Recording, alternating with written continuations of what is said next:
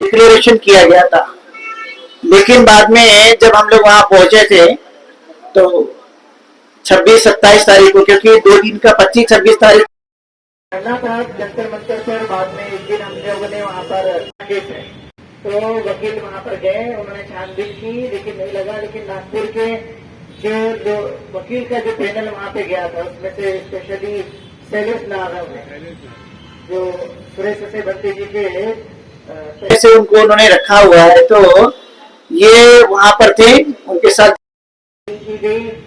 और ये केस उस दिन लगा ही नहीं था बेंच पे, लेकिन 28 तारीख को रात के 8 बजे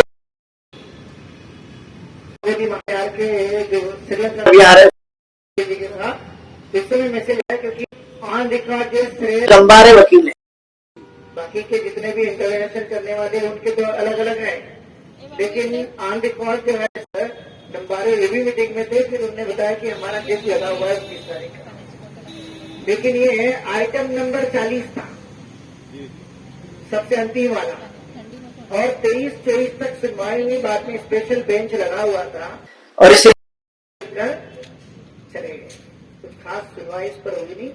और बाद में उन्होंने 5 अगस्त दिया हुआ है।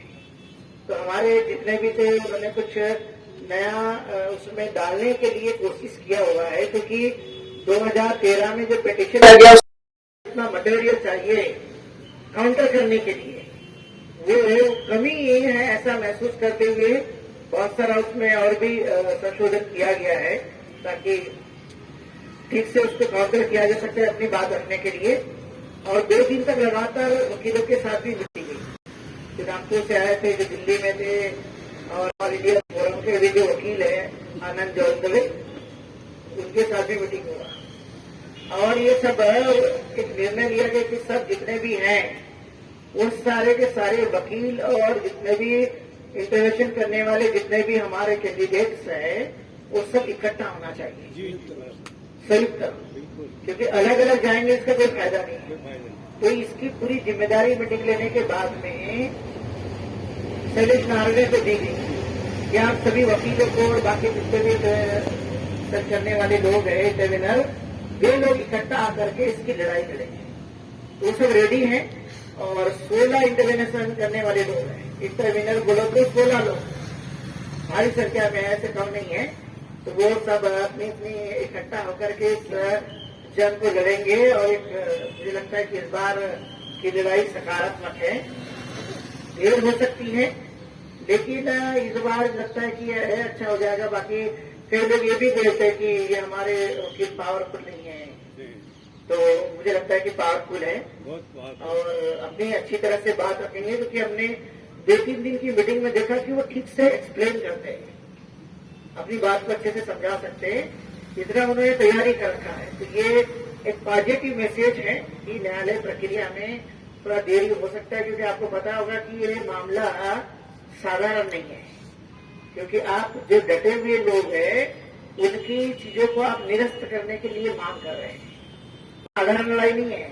तो इसलिए एक बात और भी हुई थी कि जितने भी सब जगह धरना आंदोलन चल रहा है ये तेज होना चाहिए, कानून के दायरे में रहते हुए, किसी की हिंसा न करते हुए ये लगातार लगा रहना चाहिए। इसमें खत्म ना हो कम से कम, क्योंकि खत्म हो जाएगा तो उनको प्रेशर नहीं निर्माण होगा।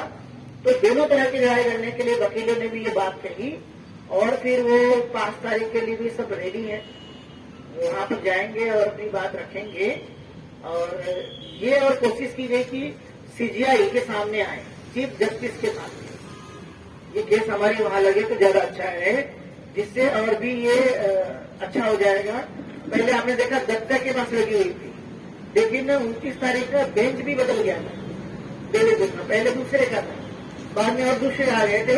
तो ये हमारे वकील लोग चाहते हैं कि ये हमारी जो केस है महागति महाविहार की, ये चीफ जस्टिस के पास लड़नी चाहिए, ये भी प्रयास कर रहे हैं। तो मैं भी ये हो सकता है कि उनके पास जब ये केस लगेगी तो सकारात्मक होगा। वैसे हम तो बिलीव करते हैं न्यायालय प्रक्रिया में कि वो कहीं न कहीं निर्णय देंगे। और ये उन्होंने भी कहा कि ये जितना है पुराना केस भी पुराना है, एक्ट भी पुराना है, क्योंकि एक्ट भारतीय संविधान बनने के पहले का है तो गुंजाइश ज्यादा बन जाती कि जो है वो रद्द होगा। तो हम बिलीव करते हैं कि कम से कम हमारे जितने भी तमाम वकील जन हैं और हमारे जो इंटरव्यूनर लोग हैं वे भी इसमें कम से कम पूरी सभी और जितने भी उन्होंने मटेरियल मेहनत किया है महाबोधि महाविहार के पक्ष के लिए, तो मुझे लगता है ज्यादातर वो पक्ष में ही लग रहा है, ऐसा कोई नेगेटिव तो नहीं है। तो उस दिन सुरेश साई भक्ति जी भी पहुंचे थे और जो तमाम जितने भी और भी लोग थे वो सब वहां पर थे और वकीलों की टीम भी एक साथ आई थी और एक सकारात्मक विचार रखते हुए उन्होंने कहा कि फिर इकट्ठा होकर के हम इस लड़ाई को लड़ेंगे। तो काफी सारी मीटिंग हुई है उनके साथ, लगभग 3-4 मीटिंग हुई और 3-4 मीटिंग में एक संतोषजनक जो है वो उत्तर मिला है।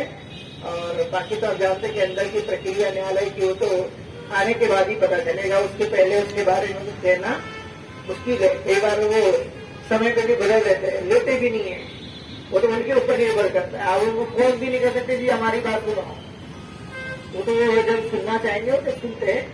लेकिन फिर भी इस बार का जो आंदोलन है ये कहीं न कहीं मजबूती के साथ लड़ा जा रहा है और मुझे लगता है कि लड़ना भी चाहिए। बाकी कई अब आप देखते हैं कि अपने बहुजन समाज में कई तरह के लोग होते हैं, उसमें घाटा फूट करने वाले लोग, जोड़ने वाले लोग, तोड़ने वाले लोग, कई तरह की बात रहती है। तो कम से कम ये आंदोलन किसी का नहीं बल्कि ये महाबोधि महाविहार के लड़ा जाने वाला है और ये लड़ाई जंग जो है वो आदमी के कॉम्पिटिशन के साथ नहीं बल्कि हमने विषय हमारा जो है उसको ध्यान में रखते हुए हमें आगे बढ़ना चाहिए। तो दिल्ली में हम लोग काफी लोगों से मुलाकात की, जंतर मंतर में भी काफी अच्छा धरना प्रदर्शन हुआ, 20 तारीख को भी लोग इकट्ठा हुए और वहां पर भी ये सब वकीलों के साथ 2-3 बार कम से कम सभी के विचार दिए गए हैं।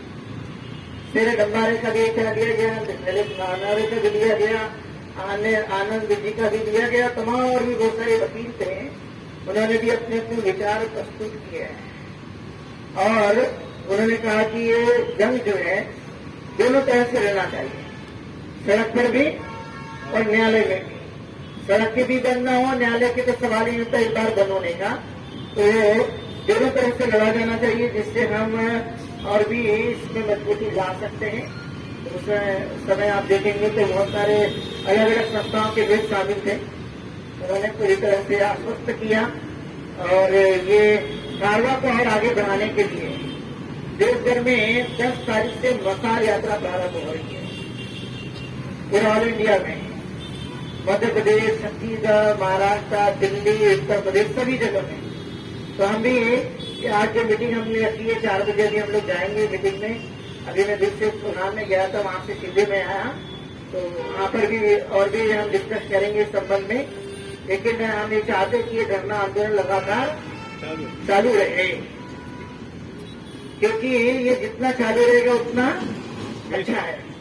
क्योंकि यहाँ पर आपने देखा शुरुआती दौर से लोग जो बेसिक लोग रहते हैं सब स्टोन मांगते हैं, नींव के पत्थर, वो नींव के पत्थर शुरुआती दौर पे कम ही लोग होते हैं। कारवा धीरे धीरे बढ़ता है तो लोग जुड़ जाते हैं, तो हमें कोई दिक्कत नहीं, लोग जुड़ते गए। लेकिन कम से कम नींव के जो बेसिक स्टोन है उसको कभी हम भूले नहीं, उसको हमेशा याद रखें, ये बहुत जरूरी होता है। क्योंकि आपने पायदा छोड़ दिया तो इमारत क्या होगी, गिरने वाली सीधा सिंपल गणित होता है। इसलिए पायदा को पकड़ के रखने से इमारत में कितने भी तूफान आ जाए उसका कोई फर्क पड़ता नहीं है। इसलिए बेसिक स्टोन को हमें मजबूत बना के रखना जरूरी है। ये बात मैं आप लोगों से कहना चाहता हूं और ये आंदोलन लगातार चलते रहें, क्योंकि ये आंदोलन महाबोधि महाविहार के लिए इतने पैसे इसमें फूटे गए, इसमें इतना समय दिया गया। आप देखिए 34 दिन से यह नागपुर में चल रहा है, कितनी बड़ी बात है। अभी हमारे सामने कई बार एक बीमार पड़ गए, उनको हॉस्पिटल में एडमिट करना पड़ा, अभी भी एक एडमिट है मेयो में। तो फिर भी वो देखिए इतना होने के बाद भी बुखार आने, इनमें से कई बुखार आ गया, फिर भी वो यहाँ आ जाते हैं घूमने के लिए। कम से कम धरना स्थल पे हम जाएंगे, तो ये एक बड़ी बात है। बड़े बड़े लोग बहुत होंगे, बहुत गंदगी भी होंगे, लेकिन अपने बड़े बड़े विहार को छोड़कर आते क्या, बताइए आप, नहीं आते। लेकिन कम से कम ये संत तो यहाँ मौजूद है, कोई आए ना, मैंने देखा इनको ये बोर्ड पे लिखते, ये बोर्ड लाते, कुर्सी लाते, आप जिस कुर्सी पे बैठते हो ये कोई और ही ना, तो ये हमारे सभी सामने लोग आके लाते।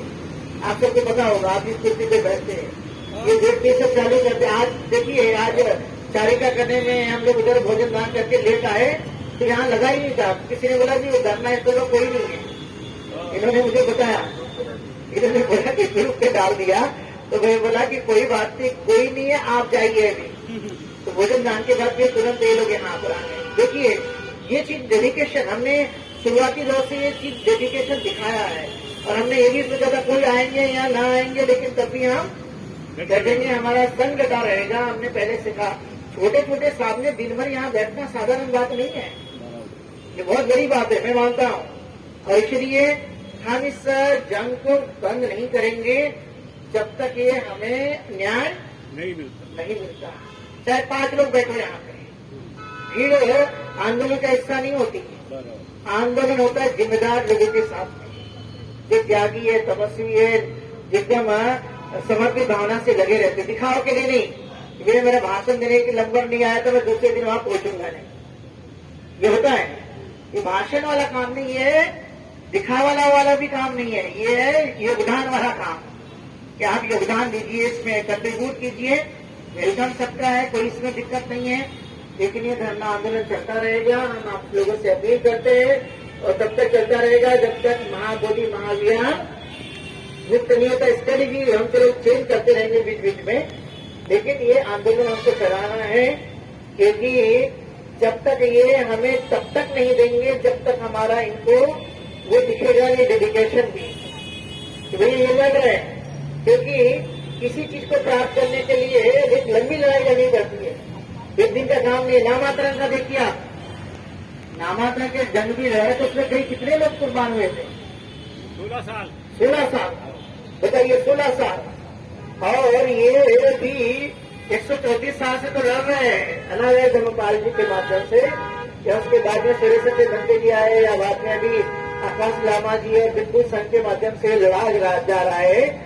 तो हम तब तक लड़ेंगे, इसमें सभी संस्थाओं का योगदान है जो शुरुआती दौर से फायदे से लगे हुए हैं, ये जरूरी है। देखो रामचंद्र जी हमारे जंतर मंतर पहुंच गए, सदर जंतर मंतर पर पहुंच गए, बताइए वहां पे जाके रहे 2 दिन तक, कितना बड़ा डेडिकेशन है ये, यहाँ पे भी और वहां पे भी। तो कहने का मेरा तात्पर्य, हमारे सभी कम से कम 10 सामने वहां पे गए। इवन जैसे यहाँ पे इन्होंने लगाया झंडा भी पूरा वहीं पे इन्होंने लगाया जंतर मंतर, तो इनका जो बैनर था, मेन स्टेज था, वो भी हमारे सब सामने लगाए। मतलब शुरुआत भी इन्होंने किया और वहां पे जब अंत हुआ तो इन्होंने किया, सारा पूरा हैंडल करने वाले यही हमारी सारी टीम थी। तो इनके लिए जोरदार साधुवाद, एक बार जोरदार ताली बजनी चाहिए। ये यहाँ पर भी और यहाँ पर भी इन्होंने बड़ा योगदान दिया है। छोटे छोटे होने के बावजूद इनको जितने बजे बोला गया उतने बजे जाकर के ये वहां पर झंडा लेकर खड़े रहे, पूरे इसकी फोर्स ढेर सारी थी, लेकिन तब भी ये हिम्मत के साथ डटे रहते। ये सबसे बड़ी बात है। आपने देखा कि नामांतर के चळवळ में कितने लोग नाम लिखा है, वो शहीद अपने इंदिरा चौक में कितने लोग योगदान दिए थे इसमें। तो वैसे ये भी कोई साधारण लड़ाई नहीं है, बहुत गंभीरता की, इसमें कोई प्रचार प्रसार नाम चमकाने के लिए नहीं है। तो बहुत सारे लोग अभी लगे हुए नाम चमकाने में, आ जाते हैं फोटो खींचते हुए चले जाते हैं, ये नहीं है। ये भारत में हमारे बहुजन समाज को सीखना पड़ेगा। देखो हानियां भारत में बहुत सारी होते रहती है, भाई ये नाम चमकाने के लिए नहीं है, ये है योगदान देने के लिए। डटे रहिए, बैठिए, बैठते ही नहीं है। तो कम से कम ये ध्यान रखना अपने को जरूरी है। तो मैं ये अंतिम में यही रिपोर्ट पेश करना चाहूंगा आपके समक्ष कि न्यायालय प्रक्रिया के लिए जो जो चीजें थी तो मीटिंग लेने के बाद ये कंप्लीट की गई, और वहां जाकर के सभी लोगों ने जो है अपने अपने माध्यम से बात रखी है, और ये निर्णय भी लिया गया कि ये जो है हम इसको पूरी ताकत के साथ, दमदारी के साथ लड़ेंगे और जीतेंगे। ये बात उन्होंने किया है। बाकी डिटेल से बहुत सारी बातें हैं जो यहाँ पब्लिकली नहीं बताई जा सकती है, लेकिन मैंने आपको हिंट कर दिया। बाकी ये भी आह्वान किया गया है, एडवोकेट से कहना था उनका कि जो आपके धरने आंदोलन चल रहे हैं पूरे देश में, इसको बंद मत करिए, इसको चलने दो, बल्कि और भी ताकत के साथ इसको बढ़ने दीजिए। जहां जहां नहीं सुने वहां पर भी कीजिए, लेकिन ये होना जरूरी है। तो मैं इतना ही कहूंगा, आप सब लोग लगातार 34 दिनों से यहाँ बने हुए हैं, पूरा अपना सहयोग दे रहे हैं, पूरी अपनी हिम्मत के साथ लगे हुए, गर्मी में बारिश में सब जगह, लेकिन फिर भी कोशिश जारी है और हम डरेंगे, जीतेंगे। धन्यवाद।